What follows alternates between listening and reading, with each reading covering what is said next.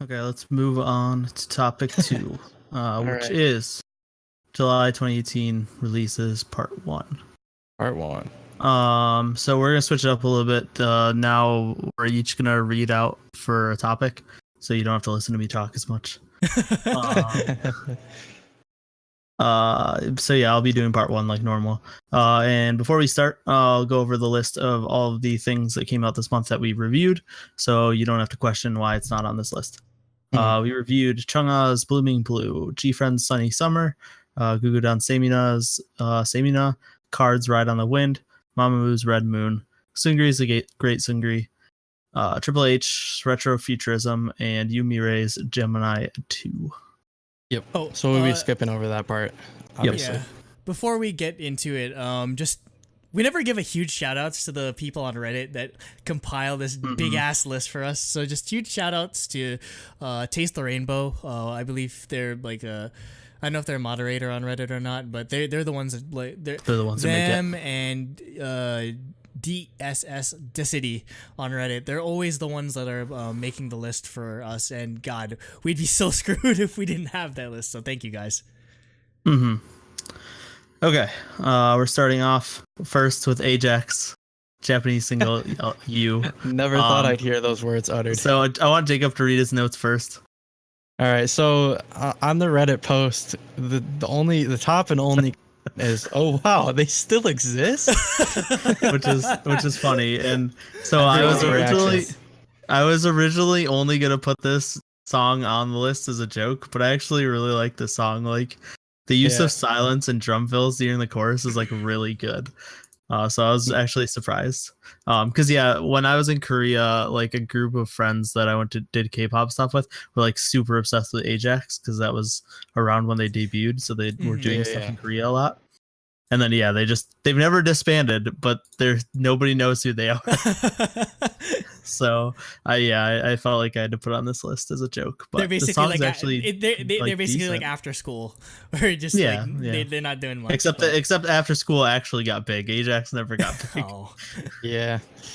I mean, I guess if I were to say anything, I think the song turned out actually was more than I was expecting, considering like, you know, they must be like still popular in Japan at least, or something. Oh yeah, they have to at least, because they're still releasing. Or, you know, almost everything they released is significant fan base that they can live off of. You know.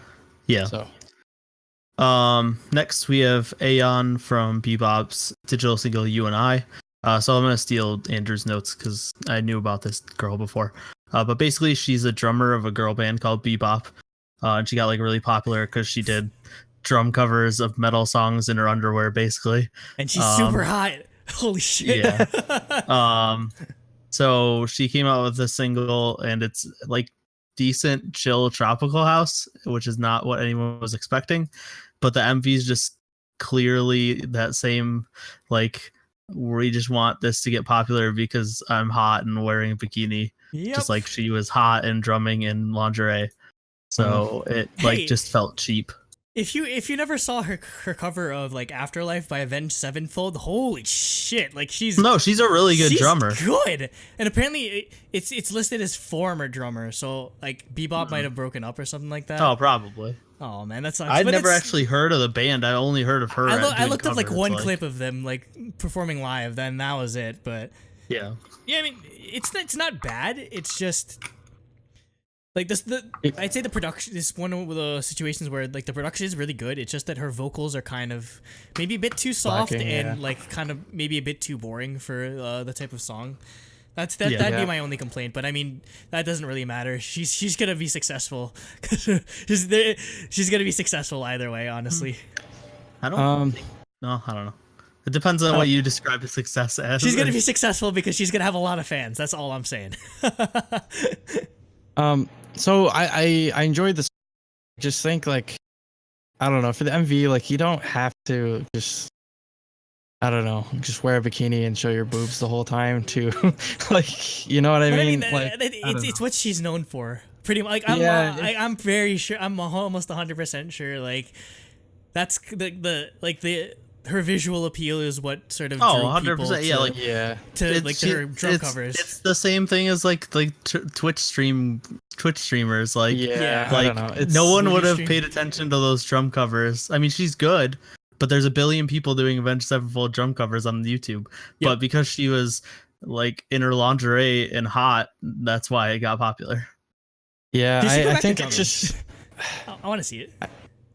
I think it's just for me. I don't know. It's just not my style. Like I said it like several times this month because we get that a lot in a few MVs. Like it's just not my style. I don't need this sort of thing. You know what I mean? Yeah, I'm the same way. Like I don't know. I just don't need. I just rather they leave more to the. You want some substance to the MV. It's very like. Just forward facing or like just skin deep to some degree. Exactly. Yeah, that's a good way to describe it.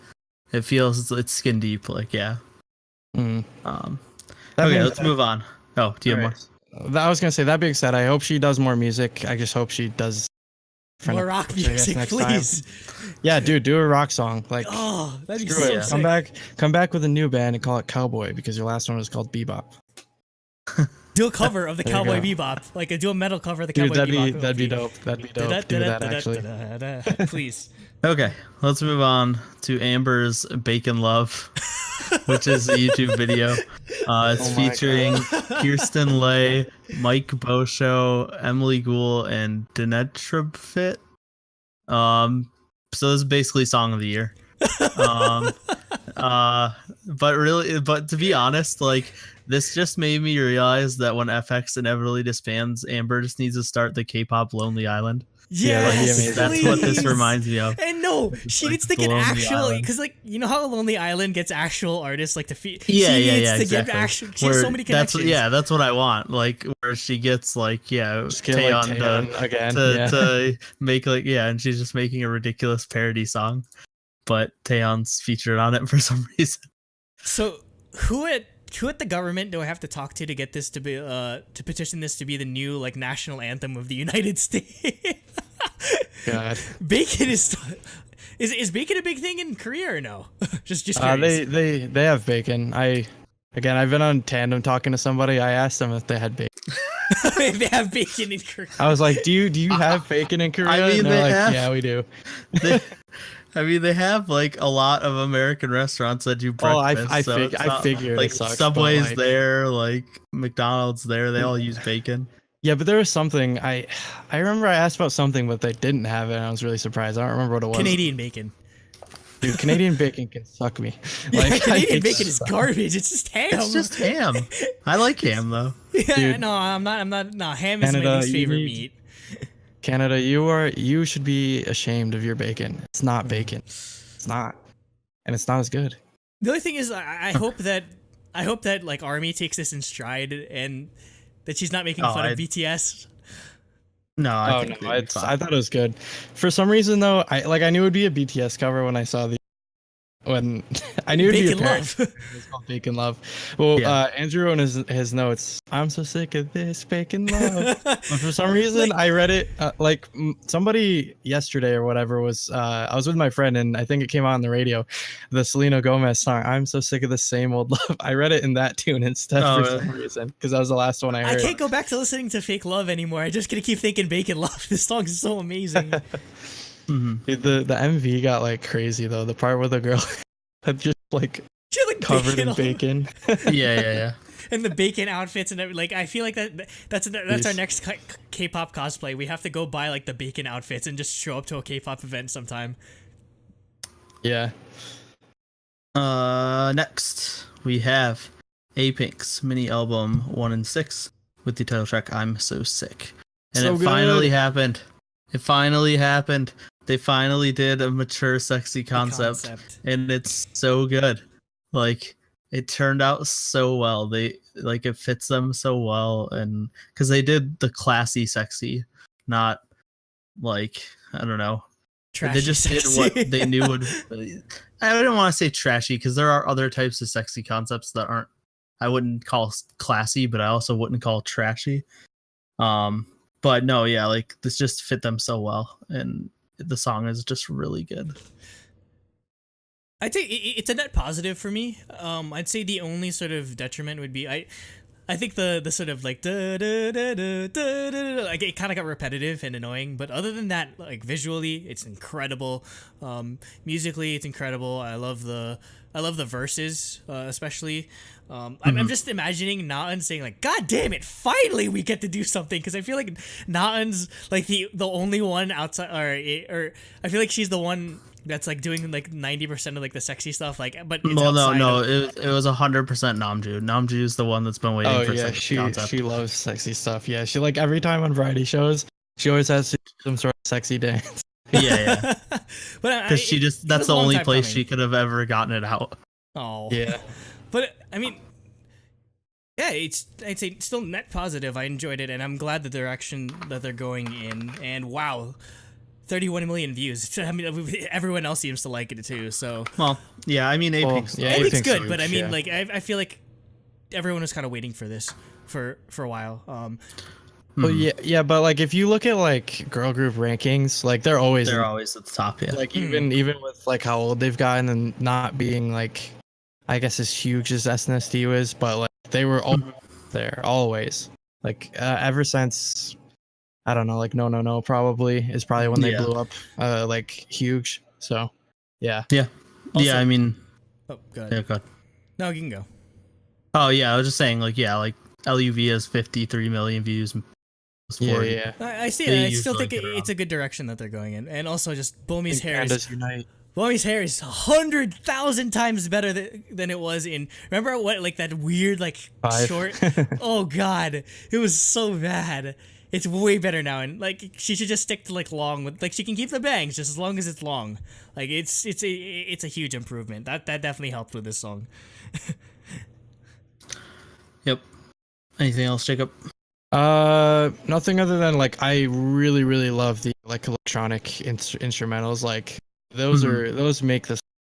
Also the sort of I don't know, the choruses.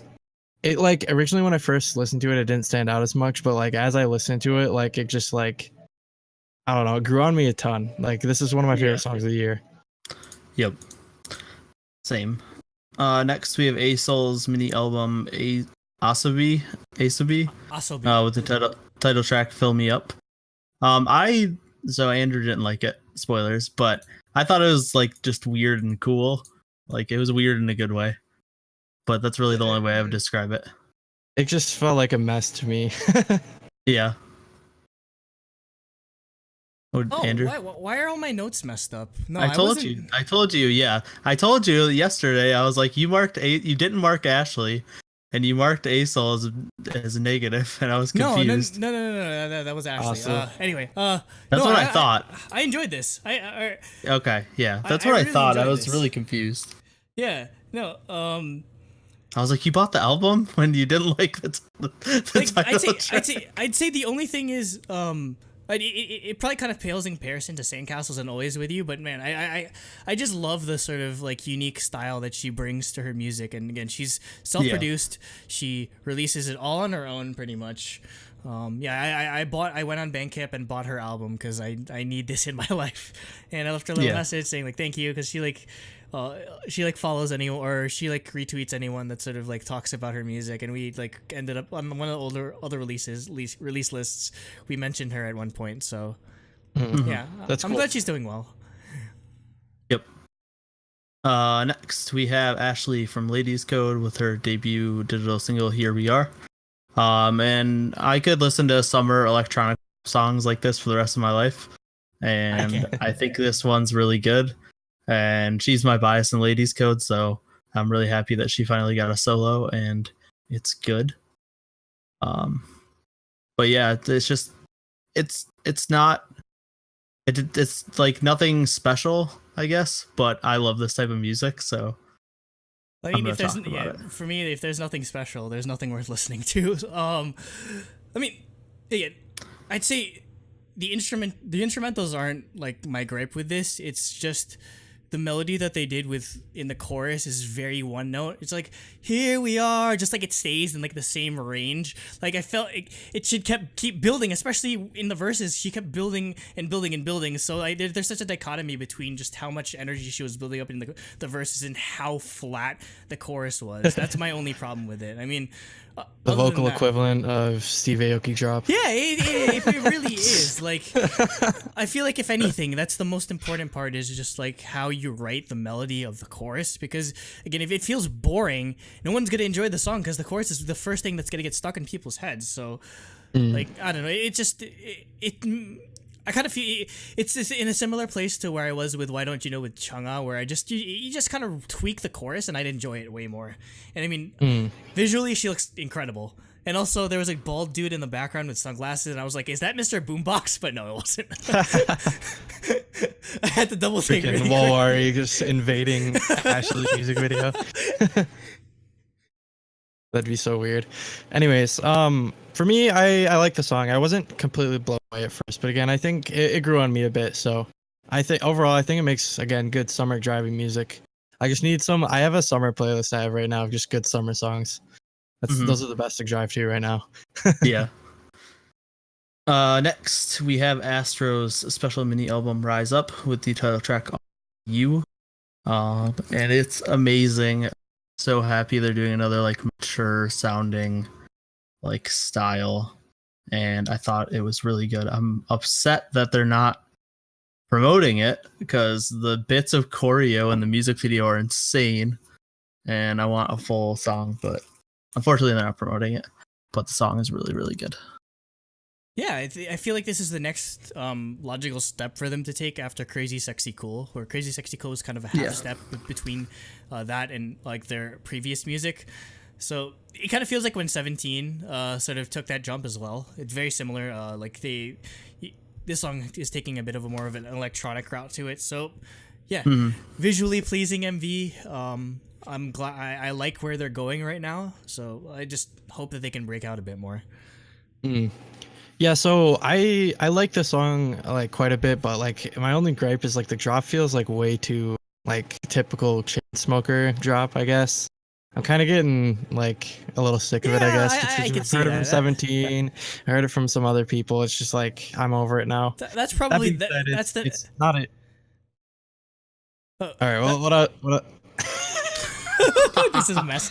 This is a fucking mess. Go ahead. It hasn't happened in a while. It doesn't happen very often anymore.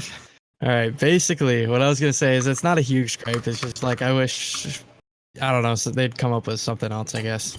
However, I love that they're doing a more mature concept. I hope they continue that. Yeah, I think just Chainsmokers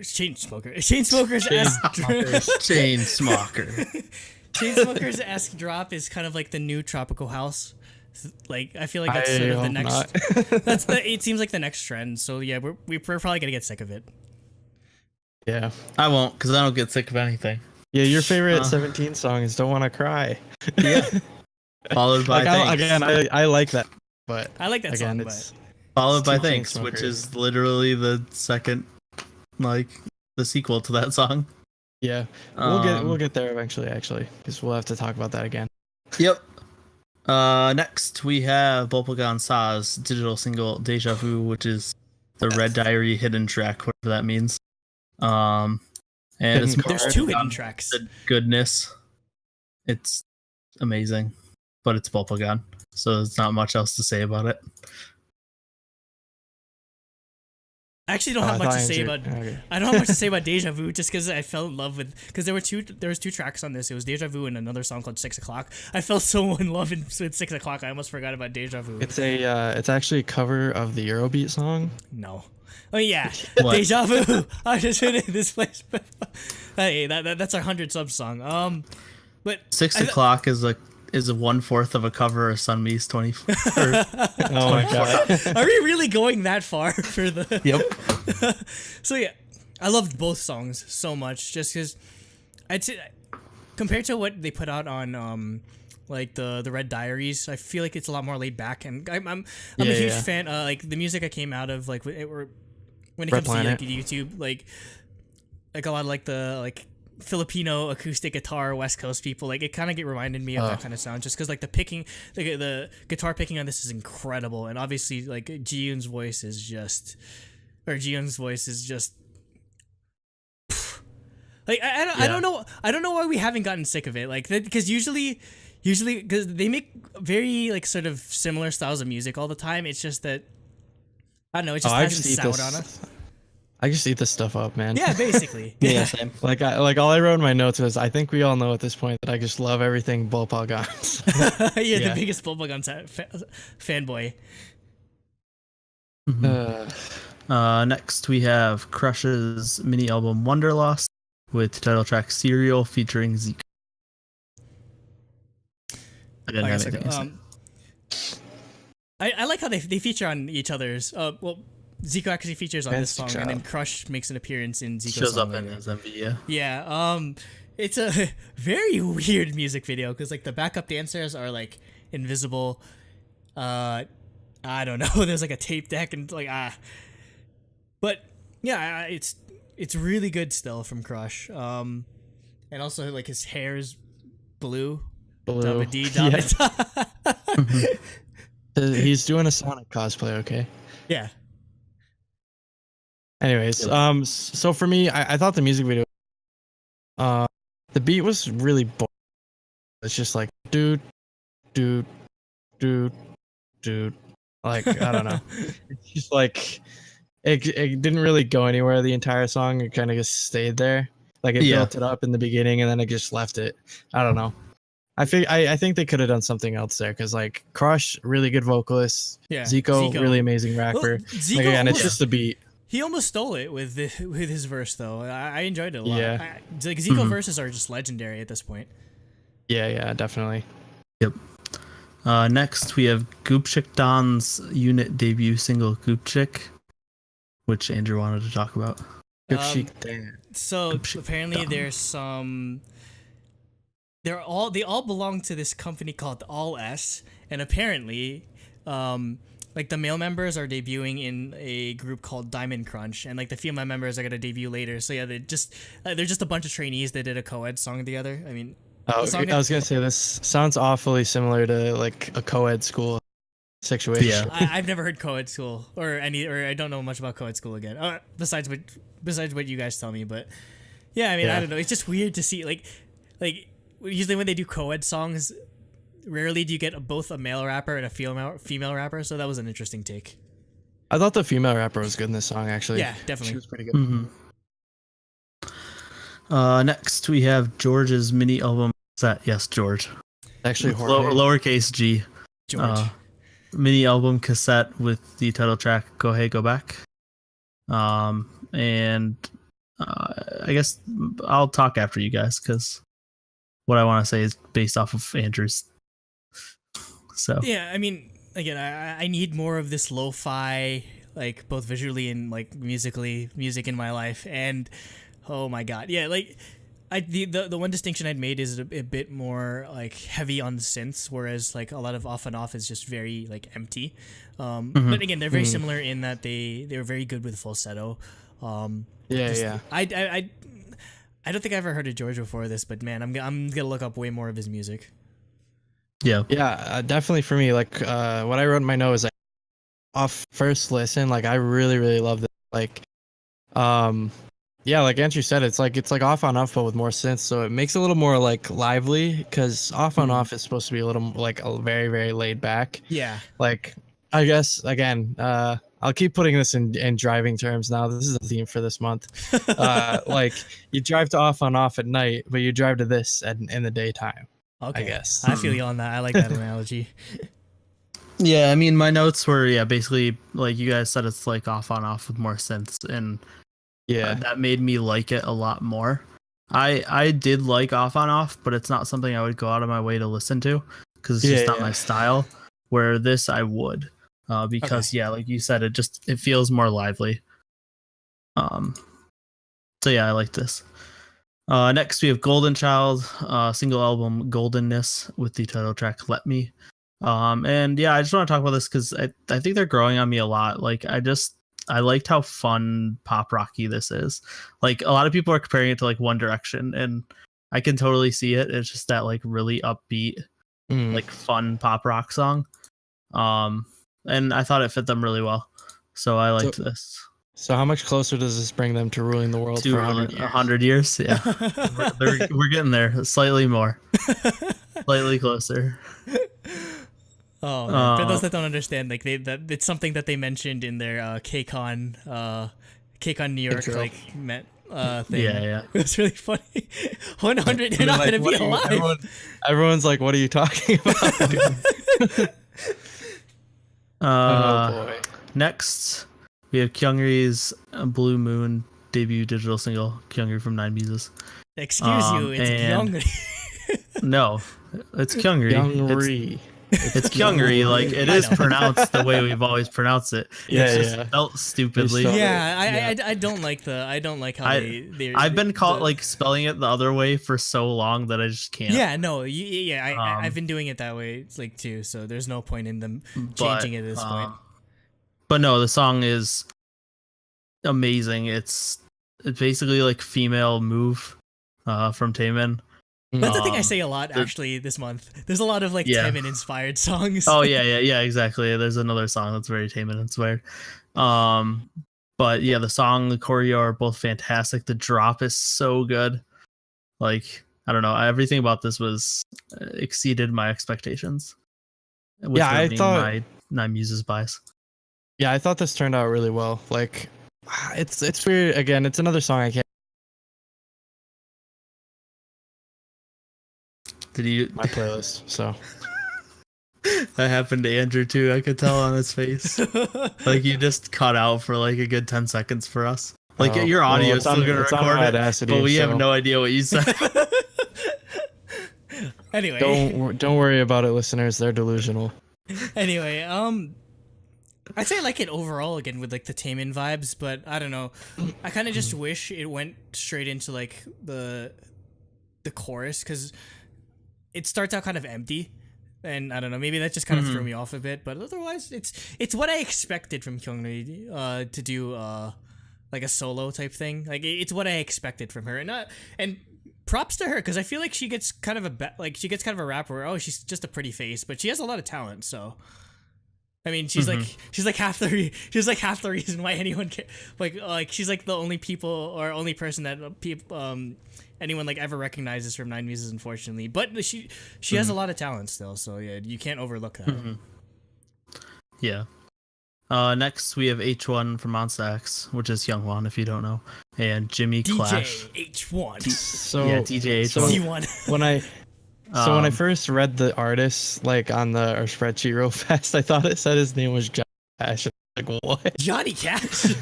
Yeah, from the Jimmy dead. Clash. His name is Jimmy Clash. So I was like Johnny Cash. What? What are you doing? This is a digital single, My Name, featuring Talk, Talk, SICK, not toxic. Toxic. That's what it meant. I did not realize that this entire time what toxic meant. If you say it the right way, it sounds like toxic, but toxic. But it's Hyolyn and which Mon Baby, Monsta X Bomb, and Drop a Klaus. So obviously I'm gonna like it. Yeah, it's pretty good. I'm glad he's like sort of taking the DJ or going more deeply into the DJing aspect of things. So hopefully he'll get to do it I guess more visibly alongside Monsta X and like do music videos and everything. I'm sure they can get promoted that way. Yeah, I'm sure Starship would be down with that. Next we have Holland's digital single I'm So Afraid. There was also a I'm Not Afraid, so it was like a double single type thing. Yeah, double single. All right, I guess I'll take the blame on this one. Okay. Like there's nothing wrong with Hyolyn. I'm glad that he's not afraid to sort of he's not afraid to like be himself. For those that don't know, I don't think anyone doesn't know at this point. Like Hyolyn is being, I guess, proclaimed as one of the first few openly gay K-pop singers. Again, there's nothing wrong with his ambition. It's just his singing still isn't good. It's still not good. I'm sorry. Yeah, I agree with that, and I think also he's using. I don't like the fact that he uses selling point instead of just a fact. I don't know. I just feel like I don't want it to be a gimmick. I just want it to be just like it's just a thing. Yeah, you know I feel what I mean? that. I think. Good. I don't think he's using it as a gimmick. I think he's using it to get it out there and try to make it more. I understand acceptable. that. I think. But just yeah, for me, it can come off as a gimmick. Yeah, like for me, it just rubs me the wrong way. I guess it's like, cause like again, I'm perfectly fine with there being obviously openly gay like idols or whatever. It doesn't matter. Obviously, they exist, and they should be able to like put that out there. But I don't know. I don't know. I'm just not with it. I guess. I think the whole like just that's what he's known for instead of his music. You know what I mean? It's just if that's all he has to offer, then I don't think he's going to succeed as a musician. That's just putting that out there right now. Because I mean, there's we've touched on this before, but like you still have to have some like level of substance to your music, and he's getting really good like instrumentals. Production, apparently they work with Cooper mentioned they work with Card or something like that. So he's getting decent people. It's just either like take the time to learn like not to use a nasally voice, because that's a very important sort of thing, especially for this type of music where it can get very repetitive and it's very reliant on your singing ability. So yeah, I want him to improve. I need him to improve, because I don't know if there's. You're just gonna end up being like it'd be the worst thing. You just end up being like a prop, or like just like something that's just like, ooh, that's a nice thing, and then everyone forgets about it because there wasn't that much substance to the music. So that's why I want him to like bring more to the table vocally. Nate. Yeah, I'll end like I actually liked these songs an okay amount. His singing definitely needs to improve. I really didn't like his debut. But I think these were saved by the instrumentals. They were like really, really good. So I actually did enjoy these songs a bit. But yeah, I do wish that he does improve, because I think it would be a good thing to have an openly gay K-pop idol, like that was super famous.